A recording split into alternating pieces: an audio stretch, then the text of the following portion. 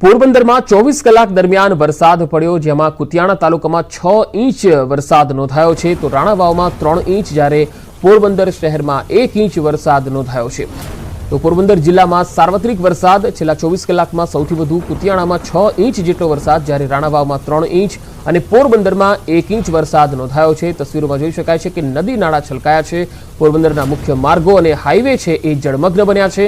તો પોરબંદર તરફ આવનારા તમામ માર્ગો છે એ જળબંબાકાર થવાના કારણે વાહન ચાલકોને ખૂબ જ હાલાકી પડી રહી છે, તો નદી નાળા પણ છલકાયા છે।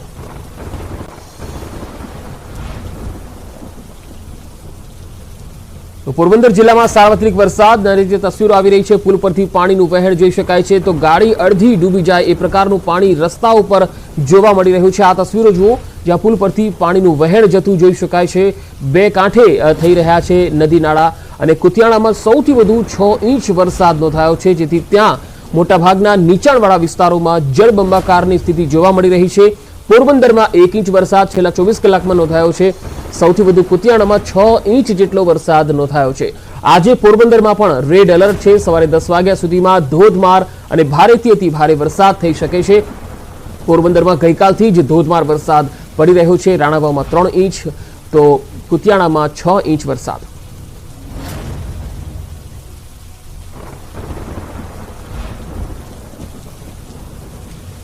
વાત કરીએ જૂનાગઢની, તો જૂનાગઢ જિલ્લામાં ધોધમાર વરસાદ ખાબક્યો। માણાવદરમાં સૌથી વધુ 8 ઇંચ વરસાદ નોંધાયો છે। ગિરનાર પર 7 ઇંચ વરસાદ ખાબક્યો છે। રાત્રે 2 થી 6 વાગ્યા સુધીમાં ભારે વરસાદ વરસ્યો। મેંદરડામાં 5 ઇંચ, ભેંસાણમાં 4 ઇંચ અને વંથલીમાં 6 ઇંચ વરસાદ નોંધાયો છે। જૂનાગઢમાં જિલ્લામાં સાર્વત્રિક વરસાદ થયો છે અને મોટાભાગના તાલુકામાં સારો વરસાદ નોંધાયો છે। જૂનાગઢમાં દામોદર કુંડમાં પૂર આવ્યું છે। ગિરનાર પર્વત પર 7 ઇંચ વરસાદ ખાબક્યો છે। ગિરનાર પર્વત પર વરસાદ થતા દામોદર કુંડમાં સવારે 5 વાગ્યે પૂર આવ્યું હતું, જેની તસવીરો પણ આવી રહી છે। જૂનાગઢ શહેરમાં મોડી રાત્રિથી 6 વાગ્યા સુધી 4 ઇંચ વરસાદ થયો છે। જૂનાગઢથી સંવાદદાતા અતુલ વ્યાસ મારી સાથે જોડાયા છે। અતુલ, જૂનાગઢમાં સાર્વત્રિક વરસાદ છે અને ગિરનાર પર્વત પર 7 ઇંચ વરસાદ થયો છે। હાલ લેટેસ્ટ અપડેટ શું છે આપની પાસે? કે જે રીતે ગત રાતથી છે તે સવારના 6 વાગ્યા સુધી મેઘરાજાએ છે તે ધમાકેદાર બેટિંગ કરતા સર્વત્ર જિલ્લો છે તે જળબંબાકાર થઈ ગયો છે। ખાસ કરીને જોવા જાય તો સૌથી વધુ વરસાદ છે તે માણાવદરમાં પડ્યો છે। 8 ઇંચ જેટલો વરસાદ નોંધાયો છે। ત્યારબાદ વંથલીમાં 6 ઇંચ અને બાકી જોવા જાય તો જુનાગઢ શહેર અને આસપાસના તાલુકામાં 2 થી અને 4 ઇંચ જેટલો વરસાદ નોંધાયો છે। હાલ જે છે તે ગિરનાર પર્વત પર 7 ઇંચ જેટલો વરસાદ થતા દામોદર કુંડમાં નવા નીર આવ્યા છે, નવા પૂર આવ્યા છે। બીજી તરફ માણાવદરમાં 8 ઇંચ જેટલો વરસાદ થતા તેનો રસાલા ડેમ છે તે ઓવરફ્લો થયો છે।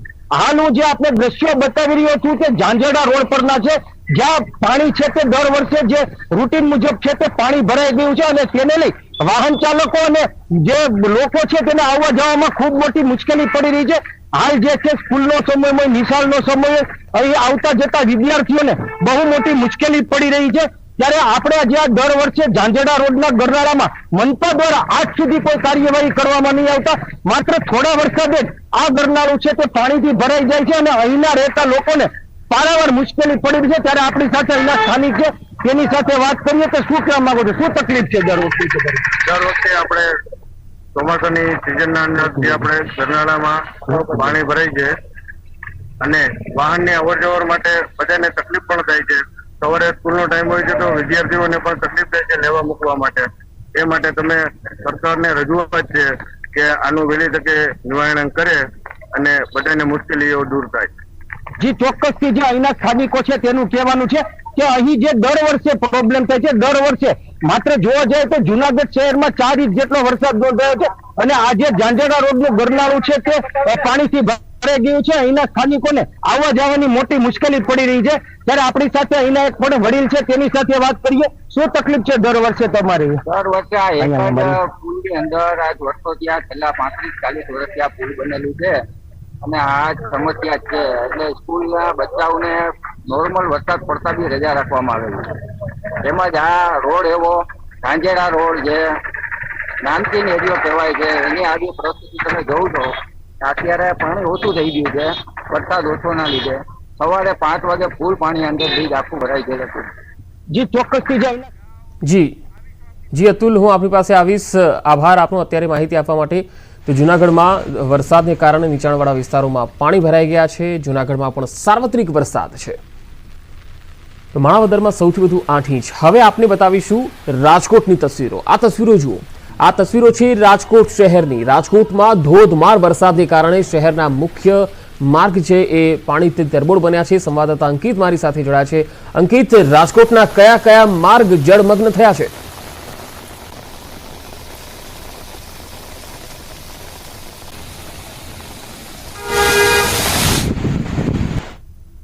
અવિરત વરસાદ છે તે વરસી રહ્યો છે. ચોક્કસ હાલ વરસાદે વિરામ લીધો છે, પરંતુ આપને હું જે દ્રશ્યો બતાવી રહ્યો છું, આ દ્રશ્યો છે રાજકોટના માધાપર ચોકડી છે, જે રાજકોટનો એન્ટ્રી એક્ઝિટ પોઈન્ટ સમાન છે. તે રાજકોટનો માધાપર ચોકડી વિસ્તાર ગણાય છે. જોઈ શકાય છે કે કઈ રીતે બીએલટી જે ટ્રેક છે તેની બંને બાજુ હાલ અત્યારે પાણી ભરાઈ ચૂક્યા હોવાનું છે તે સામે આવ્યું છે. લોકોને છે તે પોતાના વાહનો આ પાણીમાંથી પસાર કરવાની છે તે ફરજ પડી રહી છે. સવારના ભાગે લોકો છે તે પોતાના સ્કૂલ, કોલેજ અને સાથોસાથ વાત કરવા તો પોતાના કામ ધંધાથી જતા હોય છે. ત્યારે બીએલટીએસના દ્રશ્યો પણ હું કેમેરામેનને વિનંતી કરીશ કે તે બતાવવાનો પ્રયત્ન કરે. લોકોને પાણીમાંથી પસાર થઈને બીએલટીએસ ટ્રેક છે જે બીએલટીએસનું વર્ષો જવાની ફરજ પડી રહી છે. જોઈ શકાય છે કે ઇકો જે કાર છે તેના કઈ રીતે અડધા જે ટાયર છે તે હાલ અત્યારે ડૂબી ચૂક્યા છે. લોકો છે તે પોતાના કામ ધંધે અર્થે જઈ રહ્યા છે. ત્યારે ટુ વ્હીલર ચાલકોને પણ કયા પ્રકારની હાલાકીનો સામનો છે તે કરવો પડી રહ્યો છે. ખાસ કરીને વાત કરવામાં આવે તો રાજકોટના 150 ફૂટ રિંગ રોડ ઉપર ઠેર ઠેર પાણી ભરાયા હોવાનું છે તે સામે આવ્યું છે.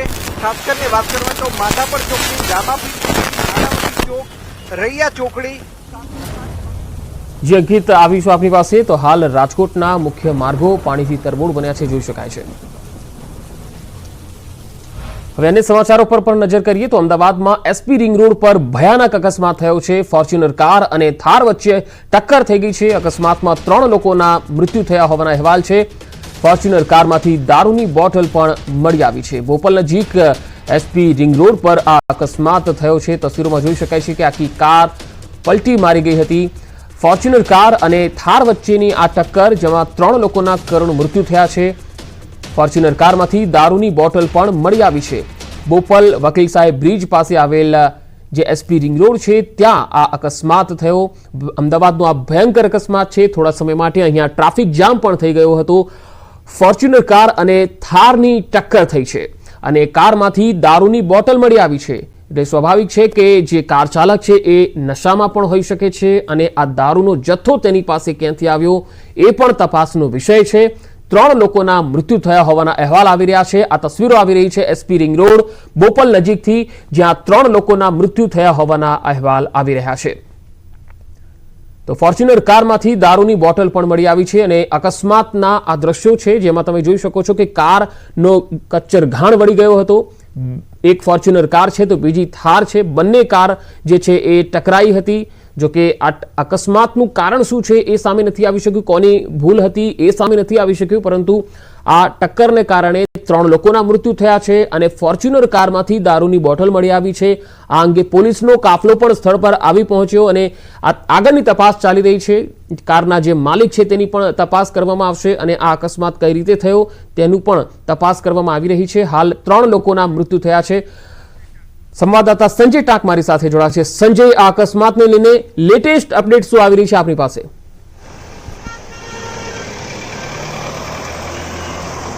બિલકુલ પંકજ, જે છે ગત મોડી રાત્રે અમદાવાદના એસપી રિંગ રોડ પર બોપલ જવાના માર્ગ ઉપર જે છે તે અકસ્માત સર્જાયો છે. પહેલા સૌપ્રથમ હું પંકજ આપને એ ઘટના સ્થળના દ્રશ્ય આપને બતાવવાનો પ્રયાસ કરીશ કે હાલ પોલીસે આ રસ્તો જે છે તે ક્લિયર કર્યો છે. અહીંયા જે ફોર્ચ્યુનર કાર અને થાર વચ્ચે જે અકસ્માત સર્જાયો છે અને પોલીસ અત્યારે ઘટના સ્થળે પહોંચી છે.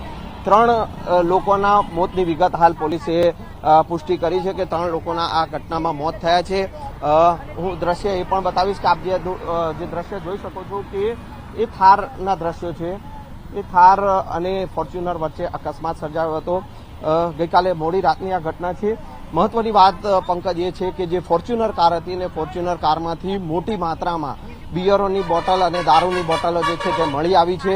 એટલે કે ક્યાંક ને ક્યાંક આ કાર બુટલેગરની હોવાની પણ આશંકા વ્યક્ત કરવામાં આવી છે. આ સમગ્ર મામલે ન્યૂઝ 18 ગુજરાતીએ ટ્રાફિકના ડીસીપી નીતા દેસાઈ સાથે પણ વાત કરવાનો પ્રયાસ કર્યો, જોકે તેઓએ 3 લોકોના મોતની વિગતની પુષ્ટિ કરી છે. જોકે જે દારૂની બોટલો જે મળી આવી છે જે ફોર્ચ્યુનર કારમાંથી, તે મામલે તેઓએ તપાસ ચાલુ છે તે વિગત જણાવી છે. હું એ ફોર્ચ્યુનર કારના દ્રશ્યો પણ આપને બતાવવાનો પ્રયાસ કરીશ. પંકજ, જે આ સમગ્ર ઘટના જે રસ્તા ઉપર સર્જાઈ અને પોલીસે ક્રેનની મદદથી ફોર્ચ્યુનર કારને જે છે હટાવી છે મેઇન રોડ ઉપરથી, એટલે કે ટ્રાફિક ક્લિયર કરવા માટે ક્રેનની મદદથી એ ફોર્ચ્યુનર કારને હટાવવામાં આવી છે. હવે હું આ દ્રશ્ય આપ જોઈ શકો છો કે ફોર્ચ્યુનર કાર નો આગળનો ભાગનો આ કૂર્ચો વળી ગયો છે, એટલે સ્વાભાવિક છે કે આ ફોર્ચ્યુનર કારની પણ સ્પીડ જે છે તે 150 થી પણ વધુની રહી હોઈ શકે છે. જો કે હવે આ સમગ્ર મામલે પોલીસ એ તપાસ કરશે. જો આ જે આ દ્રશ્ય જોઈ શકો છો ફોર્ચ્યુનર કારની અંદરના આ દ્રશ્યો છે કે જ્યાં બિયરની અને દારૂની બોટલો જે છે તે રાખી હતી અને એ દારૂ અને બિયરની બોટલની હેરાફેરી માટે આ કાર વપરાઈ હોય તેવી વિગત અત્યારે જોવા મળી રહી છે, કારણ કે મોટી માત્રામાં દારૂ જથ્થો છે અને બિયરની બોટલનો જથ્થો જે છે તે આ ફોર્ચ્યુનર કારમાંથી મળી આવ્યો છે. એક વ્યક્તિ આ ઘટનામાં ઘાયલ છે, જેને અમદાવાદની સોલા સિવિલ હોસ્પિટલમાં સારવાર અર્થે ખસેડવામાં આવે છે. જી સંજય, આભાર સમગ્ર માહિતી આપવા માટે. તો અકસ્માતમાં 3 લોકોના મૃત્યુ થયા છે, જ્યારે એક વ્યક્તિ ઘાયલ થયો છે. આ અકસ્માત ફોર્ચ્યુનર કાર અને થાર વચ્ચે થયો. તો આ બુલેટિનમાં અત્યારે આટલું જ. નમસ્કાર.